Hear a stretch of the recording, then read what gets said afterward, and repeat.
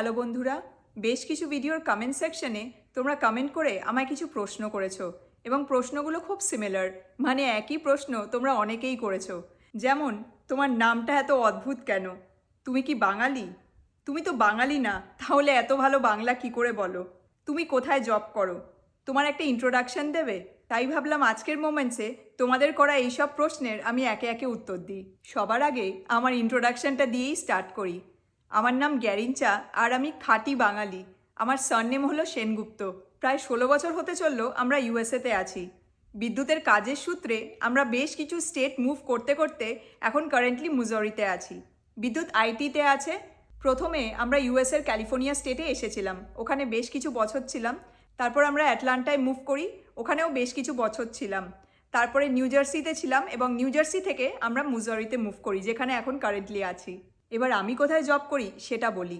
আমি health care সেক্টরের administrative ডিপার্টমেন্টে আছি। এবার আসি পরের প্রশ্নে, যেটা তোমরা অনেকেই আমায় করেছো। আমার নাম গ্যারিঞ্চা কেন, আর আমার নামটা এত অদ্ভুত কেন? এই প্রশ্নটা তোমরা অনেকেই করেছো। আমার বাবা যাকে বলে ফুটবল পাগল মানুষ ছিল। ফুটবল অন্ত বাবার প্রাণ ছিল, আর ব্রাজিল বাবার ফেভারিট ফুটবল টিম ছিল।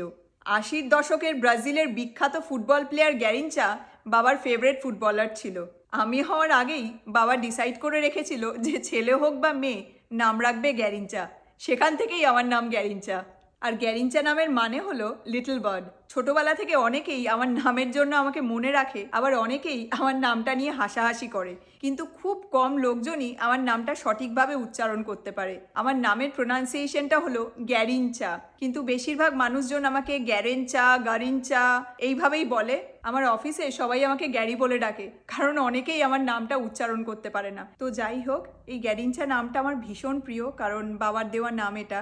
বাবার আজকে নেই, 2020 সালে কোভিডে বাবা চলে গেছে, কিন্তু যখনই কেউ আমাকে আমার নামের মানে বা নামের উচ্চারণ জিজ্ঞেস করে তখন খুব ভালো লাগে, কারণ বাবার কথা মনে পড়ে, বাবাকে নিয়ে কথা বলতে পারি, ছোটবেলার অনেক স্মৃতি মনে চলে আসে। তো যাই হোক, এবার আসি তোমাদের করা শেষ প্রশ্নে, যে আমি এত ভালো বাংলা কি করে বলি। আমি তো বাঙালি, আর বাংলা আমার মাতৃভাষা, আর বাংলায় কথা বলতে আমি সব সময় ভালোবাসি। তো এই ছিল তোমাদের করা প্রশ্নের সব উত্তর। তোমাদের আর যদি কোনো প্রশ্ন থাকে তাহলে কমেন্ট করে আমায় জানিও।